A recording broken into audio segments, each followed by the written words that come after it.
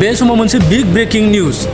बिजनीआव आयेननि बेरेखा गोबां बिबांनि ड्राग्स जब्द खालामदों। सानै बिदा फंबायनिफ्राय आयेननि बेरेखा गोबां बिबांनि ड्राग्सखौ बोखांनो हादों।